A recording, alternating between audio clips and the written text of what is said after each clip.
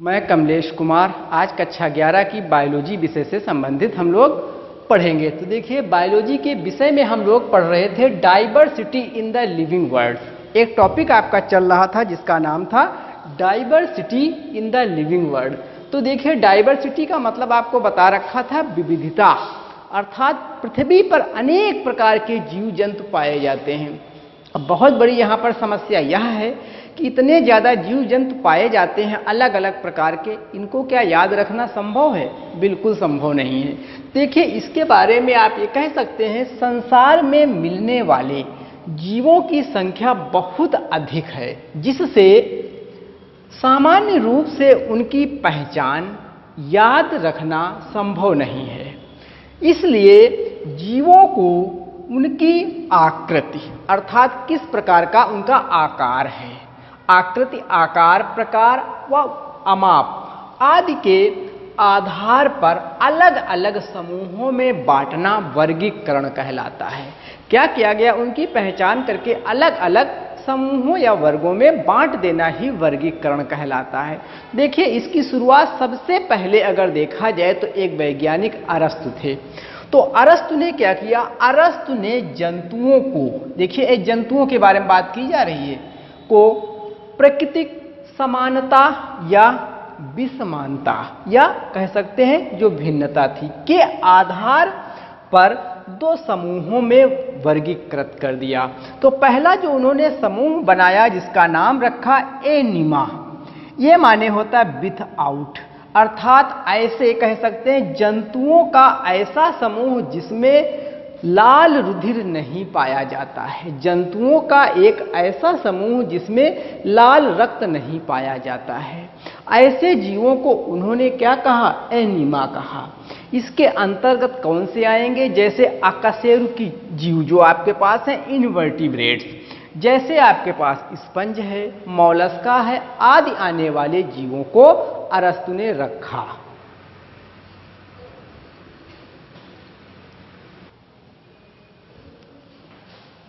तो देखिए, यहां पर हम बात कर रहे हैं, दूसरा जो पॉइंट आ रहा है वो है एनिमा, यानी जंतुओं का एक ऐसा समूह जिसमें लाल रुधिर होता है, अर्थात पाया जाता है। इनको इन्होंने क्या किया? दो उप समूहों में वर्गीकृत किया। तो मैंने बताया कि अरस्तु ने सबसे पहले ऐसे जंतुओं का एक समूह देखा जिसमें लाल रुधिर नहीं पाया जाता था, जो इनवर्टिब्रेट अर्थात अकशेरुक जंतु थे।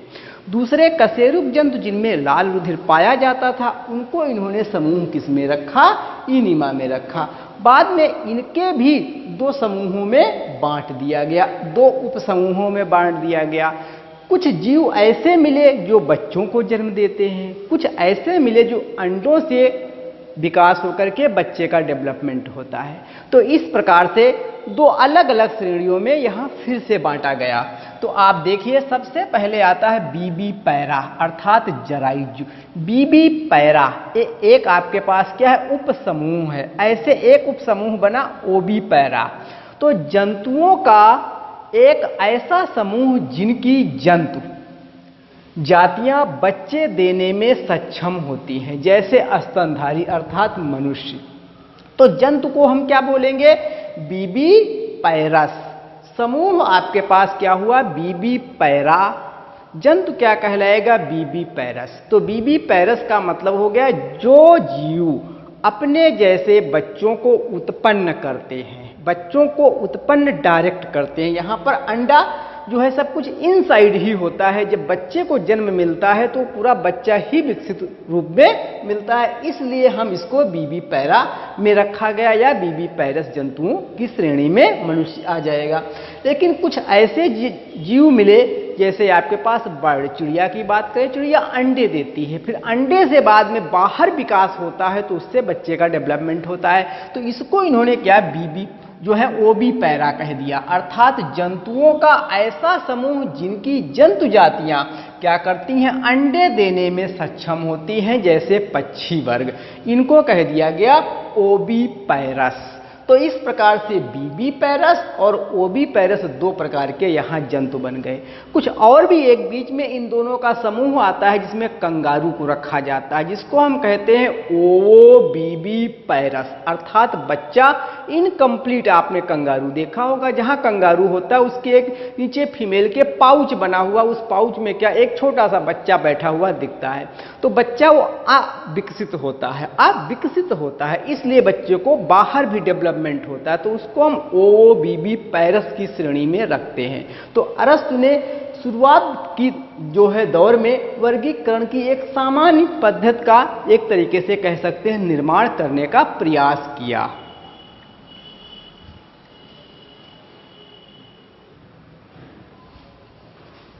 देखिए आगे बात करते हैं हम लोग कि जीव विज्ञान की इस शाखा, जो हम लोग वर्गीकरण के बारे में पढ़ रहे हैं थोड़ा बहुत, उसी के बारे में बात कर रहे हैं। जीव विज्ञान की इस महत्वपूर्ण शाखा को जंतु वर्ग की या वर्गीकरण, या आप उसे टैक्सोनॉमी भी कह सकते हैं। टैक्सोनॉमी, तो देखिए टैक्सोनॉमी जो शब्द है यूनानी शब्दों अर्थात टैक्सेस, जिसका अर्थ होता है व्यवस्था, या कह सकते हैं आप क्रम में रखना, किसी चीज को एक सीक्वेंस में अरेंज कर देना, टैक्सेस का मतलब हुआ।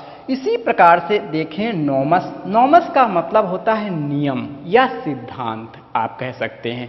तो एक ऐसा सिद्धांत अरेंजमेंट का सिद्धांत, अरेंजमेंट को जो व्यवस्थित करने का एक सिद्धांत है वो टैक्सोनॉमी कहलाता है। तो इस प्रकार समूहों में विभाजित करना ये क्या कहलाता है, टैक्सोनॉमी कहलाता है। अब देखिए हम वर्गीकरण से संबंधित कुछ चीजों को देखें। एक निश्चित योजना और क्रम में, क्योंकि एक आप किसी चीज को अरेंज करेंगे तो अरेंज करने के लिए कुछ पॉइंट होंगे, किसी को आधार मानकर आप करेंगे। तो यहां पर बात कही जा रही है एक निश्चित योजना और क्रम के अनुसार जीवों के श्रेणी विन्यास की क्या है, विधि है। इस प्रकार के जीवों का विभाजन क्रमशः संघ देखिए आएगा, वर्ग आपके पास है, इसी के बाद गण आएगा, कुल आएगा, वंश आएगा, जाति, और हो सकता है उसकी उपजाति भी हो या कोई अन्य वैरायटी है तो आप उसे किस्म या वैरायटी में विभाजित कर देते हैं। तो एक प्रकार से एक सीक्वेंस है। जैसे एक मान लिया भारत है पूरा देश, भारत के अंदर बहुत छोटे छोटे क्या हैं, प्रदेश बने, उन प्रदेशों के अंदर क्या हुए, छोटे छोटे जिले बनाए गए, जिले के अंदर तहसील, और तहसील के बाद क्या आ गया आपके पास देखिए विकास खंड आता है, विकास खंड के बाद ग्राम पंचायत है, गांव, इस तरीके से आप भी आएंगे। तो इस प्रकार से यहाँ पर देखा जाए पूरे साम्राज्य को किस तरीके से डिस्ट्रीब्यूशन किया गया, ये भी एक प्रकार का क्या है, वर्गीकरण है। तो वर्गीकरण के बिना हम किसी चीज को कर ही नहीं सकते हैं, अर्थात सिस्टमैटिक सिस्टम से अरेंज करने का जो नियम है, इसी चीज को हम कहते क्या है, वर्गीकरण।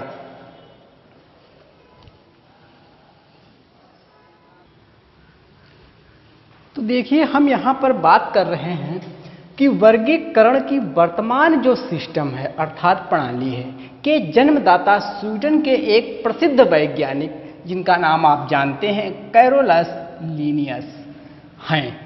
तो सबसे पहले देखिए कैरोलस लीनियस, इनका वास्तविक जो नाम था कार्ल वान लाइन। तो इन्होंने जब जीवों को द्विनाम पद्धति बनाई तो सबसे पहले अपने नाम में परिवर्तन कर लिया। इनका नाम मैंने क्या बताया, कार्ल वान लाइन इनका नाम था।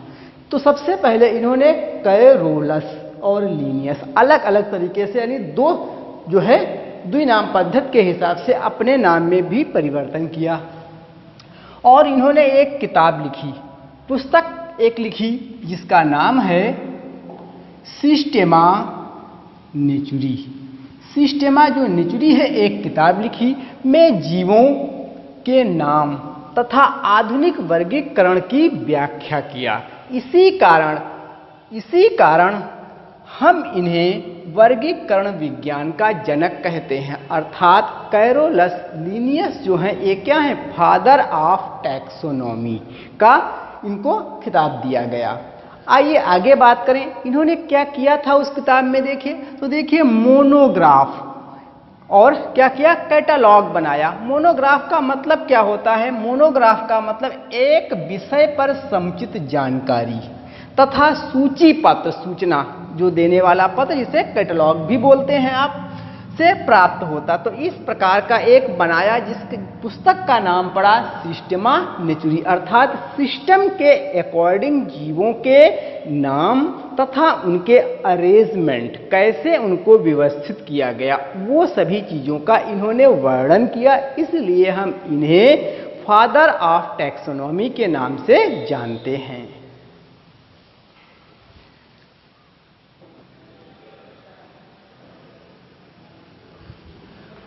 देखिए, अब आगे हम बात करेंगे जो हमारे कोर्स में है, वर्गीकरण की आवश्यकता। कहा गया वर्गीकरण की आवश्यकता क्यों पड़ी। देखिए, बहुत सामान्य सी बात है, वर्गीकरण करने से हम जीवों का क्या आसानी से अध्ययन कर सकते हैं, अर्थात कह सकते हैं सरल अध्ययन की एक यह क्या है, प्रक्रिया है। सरल अध्ययन से मतलब है कि समानता या कह सकते हैं विभिन्नता के आधार पर समस्त जंतुओं को छोटे छोटे समूहों में विभाजित कर दिया जाता है। प्रत्येक समूह के एक या दो प्रतिनिधियों का अध्ययन करने से हमें पूरे समुदाय या पूरे समूह के जंतुओं की का ज्ञान प्राप्त हो जाता है। तो देखिए, सबसे बड़ा पॉइंट यह आया, वर्गीकरण की आवश्यकता क्यों पड़ी। तो वर्गीकरण की आवश्यकता देखिए सरल अध्ययन की प्रक्रिया है। तो मैंने क्या कहा, समानता और विभिन्नता के आधार पर हम जीवों को अलग अलग छोटे छोटे समूहों में विभाजित कर देते हैं। अब जब एक समूह में हमने मान लिया 500 लोगों को रखा, एक उसमें एक या दो जीव का अध्ययन किया, तो उससे हमें पूरे उस समुदाय के जीवों के बारे में समुचित ज्ञान प्राप्त हो जाता। तो ये बहुत बड़ा पॉइंट है कि अध्ययन का जो है आसान यह प्रक्रिया है। दूसरा पॉइंट कह सकते हैं, जंतुओं की उत्पत्ति का हमें ज्ञान प्राप्त करना है। अब हम कैसे करें, तो जंतुओं की उत्पत्ति का ज्ञान प्राप्त हो सकता है इससे, अगर हम सिस्टमैटिक अध्ययन करते हैं। तो इसमें हम क्या करते हैं, प्रकृति में जो भी विद्यमान अर्थात उपस्थित जंतु हैं, किन्हीं दो समूहों के जंतुओं के बीच की अवस्था, मान लिया एक जीव दूसरा है, दूसरा ये जीव है, अगर ये जीव इससे उत्पत्ति हुआ तो कैसे उत्पत्ति हुआ, इसके लक्षण इसमें कुछ ना कुछ उपस्थित होंगे, तभी तो हम कह सकते हैं। तो इसके लिए उसको हम क्या बोलते हैं, संयोजी कड़ी अर्थात कनेक्टिंग लिंक। जैसे आप देखेंगे तो आपने पढ़ रखा है आर्कियोप्टेरिस। तो आर्कियोप्टेरिस सरीसृप और पक्षी वर्ग के बीच की एक संयोजी कड़ी है। संयोजी कड़ी का मतलब होता है, मान लिया कोई ये आपके पास है और बी, अगर ये इसी से उत्पन्न हुआ, यानी अर्थात आप कह सकते हैं फादर और जो सन है उसका बेटा मान लिया, वो उससे उत्पन्न हुआ, तो कुछ ना कुछ उसके लक्षण, वैसे लक्षण इसमें उपस्थित होंगे। अगर ये लक्षण इससे उपस्थित हैं लक्षण, तो हम कह सकते हैं क्या, उससे क्या कनेक्टिंग लिंक है अर्थात संयोजी कड़ी है। तो इसी तरीके से अध्ययन में देखा गया कि आर्कियोप्टेरिस सरीसृप और यानी रेप्टाइल्स और एबीज के वर्ग की क्या है, कनेक्टिंग लिंक है।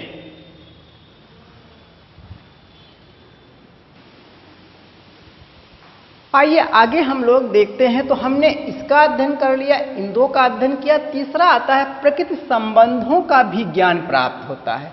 प्रकृति संबंधों का मतलब किस प्रकार से रहते हैं जीव, एक समूह के जीव कैसे रहते हैं, दूसरे समूह के जीव कैसे रहते हैं, अर्थात कहने का मतलब अनुकूलन या एडेप्टेशन हम देखना चाहते हैं। तो इस तरीके से आप कह सकते हैं प्राकृतिक जो संबंधों का भी ज्ञान प्राप्त किया जा सकता है। जब समूहों में बांट दिया गया तो इस टाइप के जीव जो भी एक समूह में रखे गए वो ऐसे रहते हैं, दूसरे समूह को हम उससे तुलना कर सकते हैं। इसका मतलब हुआ कि एडेप्टेशन अर्थात अनुकूलन के बारे में भी ज्ञान प्राप्त हो सकता है। आइए अगला बात देखें। तो यानी विभिन्न जंतुओं कह सकते हैं कि पारस्परिक संबंधों का भी ज्ञान प्राप्त होता है, अर्थात एक जीव दूसरे जीव पर किस प्रकार से डिपेंडेंसी शो कर रहा है, निर्भरता शो कर रहा है, इसका भी ज्ञान हमें इससे प्राप्त हो जाएगा। एक जीव या एक समूह के जीव दूसरे समूह के जीवों से किस प्रकार से समानता रखते हैं, ये हम ज्ञान प्राप्त कर सकते हैं। और सबसे बहुत महत्वपूर्ण पॉइंट है अगला, जो आता है जंतुओं के जाति वृंत का ज्ञान प्राप्त होता, अर्थात फाइलोजेनी। फाइलोजेनी का मतलब विकासीय क्रम का ज्ञान, जीव पृथ्वी पर किस किस प्रकार से विकसित होते गए, इसके बारे में भी हम इससे संबंध निकाल सकते। तो इससे हम कह सकते हैं कि एक जीव अर्थात हम सब जो हैं ये एक ही से उत्पत्ति हुई है या अलग हुई, अर्थात हमारा जो ओरिजिन है मोनोजेनेटिक है या फाइलोजेनेटिक। तो हम इसमें फाइलोजेनी कॉमन एंसेस्टर के बारे में इंफॉर्मेशन को कलेक्ट करते हैं। जंतुओं के जाति वृंत का ज्ञान प्राप्त करना अर्थात जीव की फाइलोजेनेटिक कैरेक्टर्स को हम रिप्रेजेंट करने का इसमें प्रयास कर सकते हैं।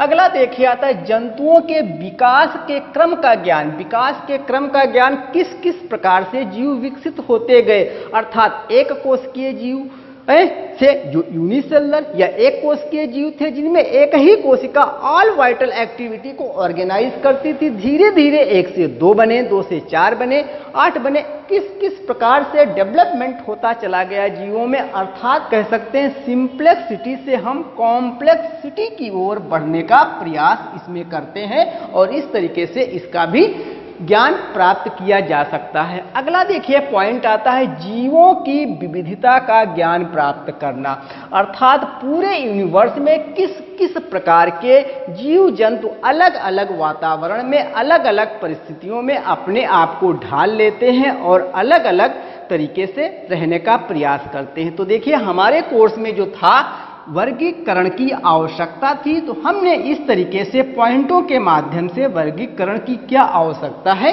ये जानने का प्रयास किया।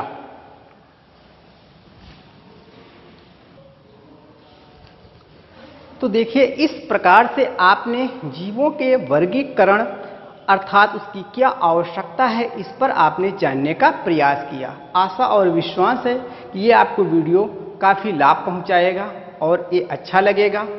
हमारे चैनल को ज़्यादा से ज़्यादा लाइक और सब्सक्राइब करें। इसी के साथ धन्यवाद।